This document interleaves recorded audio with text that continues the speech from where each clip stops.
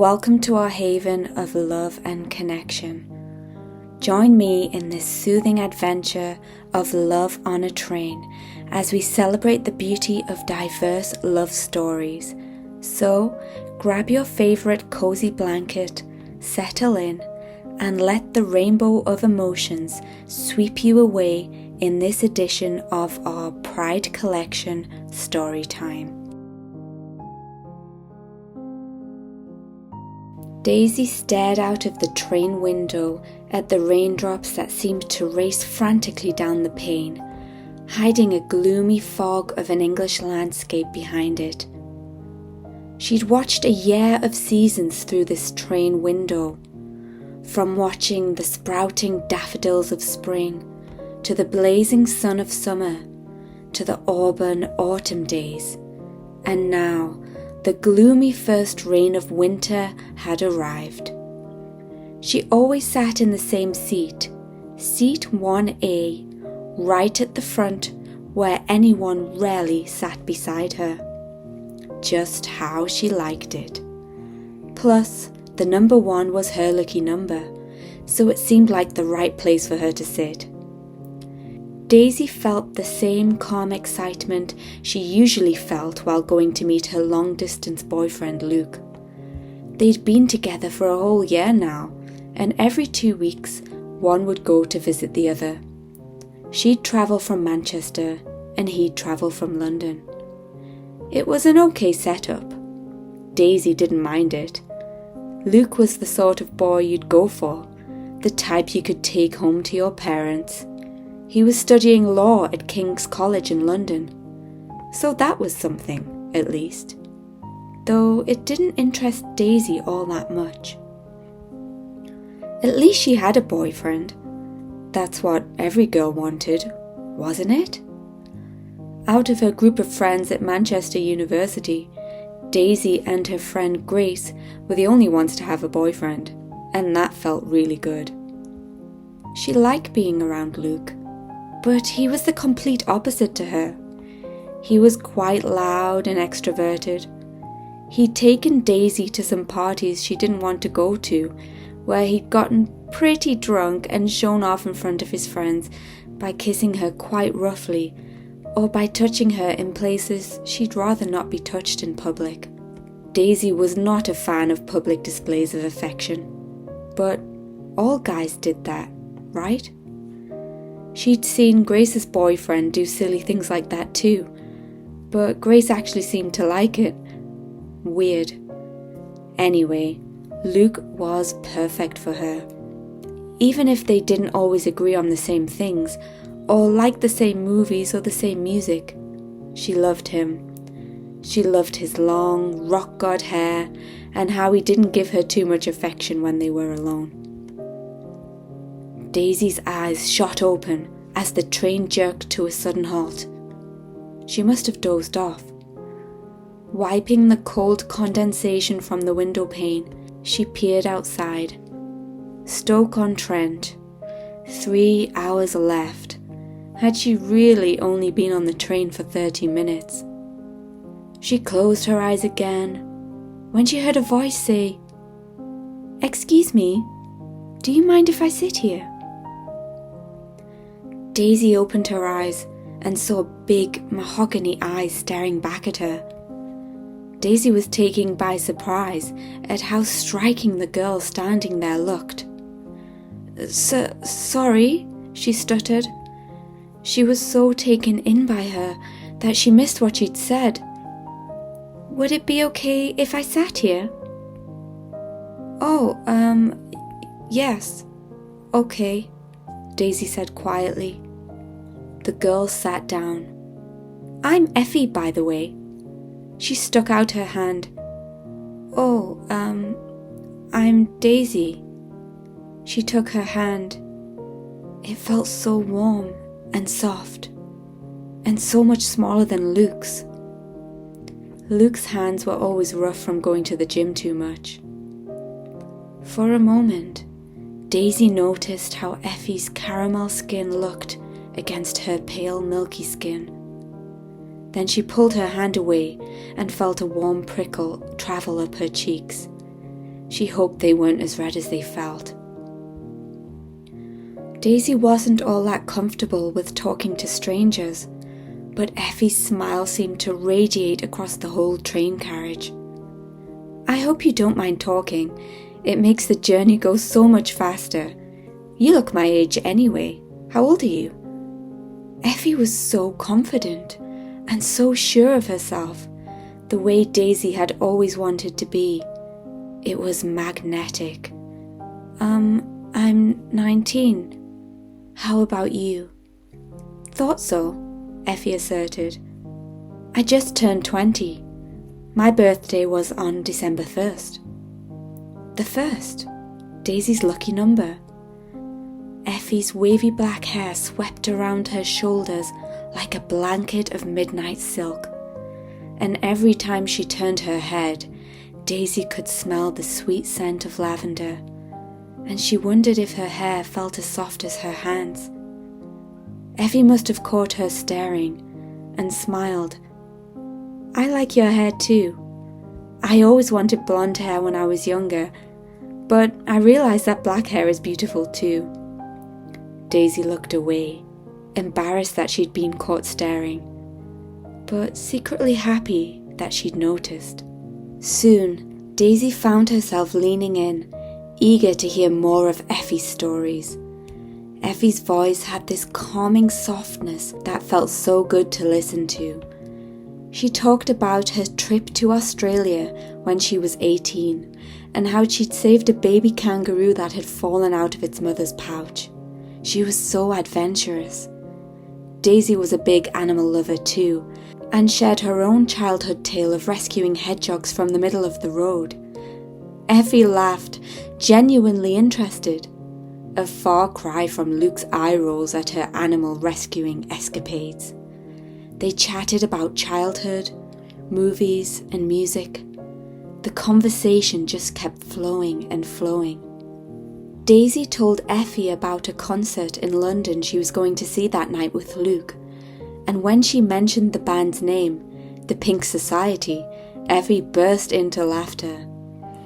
Her laugh was so infectious that Daisy couldn't help but giggle too.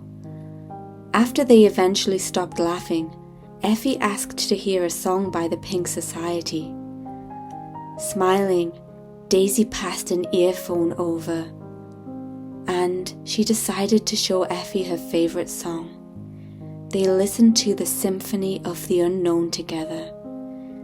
In comfortable silence, their pinky fingers almost touching, and Daisy's heartbeat started to race. After the song finished, Effie said, "Wow, I actually love it," grabbing Daisy's hand in excitement. She started singing, and as she did, Daisy couldn't help but stare at her lips, dark pink and kind of mesmerizing against her smooth caramel skin. Effie sang, "What if I'm not like the others, dancing to a beat that's undiscovered." Those are my favorite lyrics because I'm not like the others, Daisy.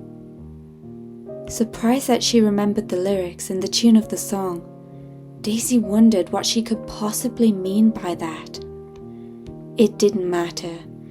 It felt as though they'd known each other forever, and she couldn't remember the last time she talked to a stranger so much. But now, Effie wasn't a stranger.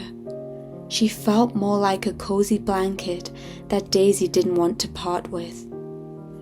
She didn't want the journey to end, and she'd almost forgotten about meeting Luke at King's Cross station. As the train approached King's Cross, Daisy felt a growing warmth, a connection deepening between them with every passing moment. The anticipation of saying goodbye to Effie tugged at her, and she couldn't help but ponder the unexpected companionship from this chance encounter in seat 1A. The laughter they shared, the stories they exchanged, and Effie's captivating presence had formed a connection that lingered in Daisy's heart, leaving her with a quiet sense of gratitude. Stepping off the train together, Daisy and Effie faced each other for a moment, and there was a quiet tension in the air. Their gazes lingered, and hesitant smiles hinted at the unspoken desire to stay a bit longer. Reality set in after Daisy had said goodbye, and she navigated her way through the bustling crowd to meet Luke. To her surprise, Luke and his group of rowdy friends were waiting to pick her up at the station. "I thought I'd bring my mates since you're making me go to this purple society crap," laughed Luke, and his mates joined in and suddenly made Daisy feel quite uncomfortable. The night took an unforeseen turn. A disagreement with Luke left Daisy wandering through the sea of concert-goers alone. The music and swirling lights creating an otherworldly atmosphere. Amidst the vibrant chaos, she spotted Effie, surrounded by her friends. She couldn't believe she'd came. Daisy's heart almost leapt out of her chest at the sight of Effie. Then there was a flicker of disappointment as she noticed Effie beside a boy. Of course. Someone as beautiful as Effie must have a boyfriend.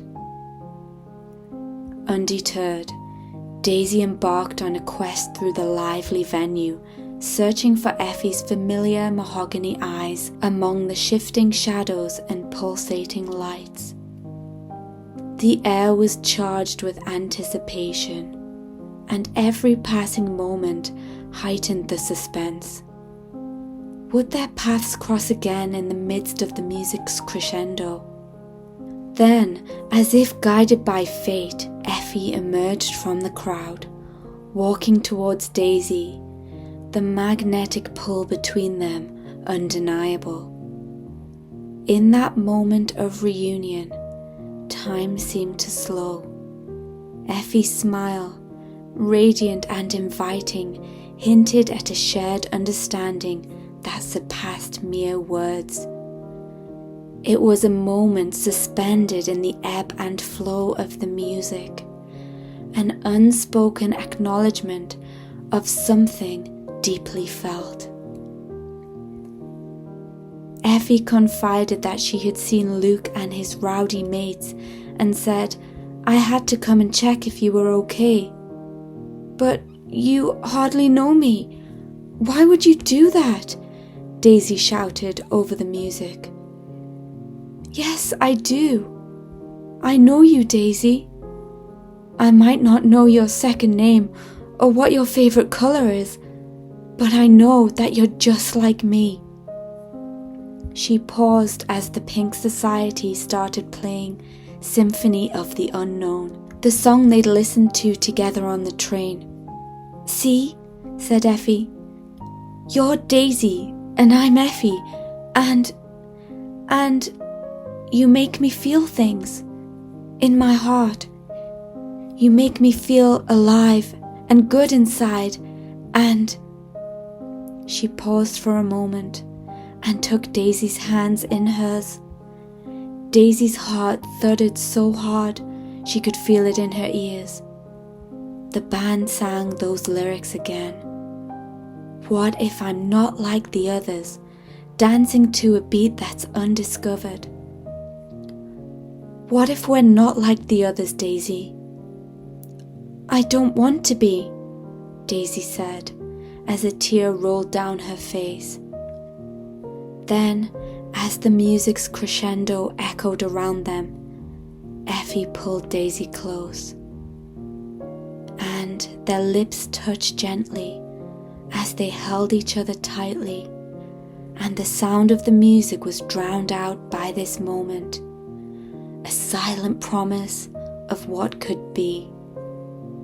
As the concert's crescendo echoed around them, carrying them forward, Daisy couldn't help but savor the moment of that shared kiss, the softness of Effie's lips, the warmth exchanged, and the hopeful promise of what might be. Thank you for joining us on Effie and Daisy's enchanting journey of love on a train. If you enjoyed this heartwarming tale, don't forget to like, subscribe, and hit that bell for more captivating stories that celebrate the richness of love in all its forms.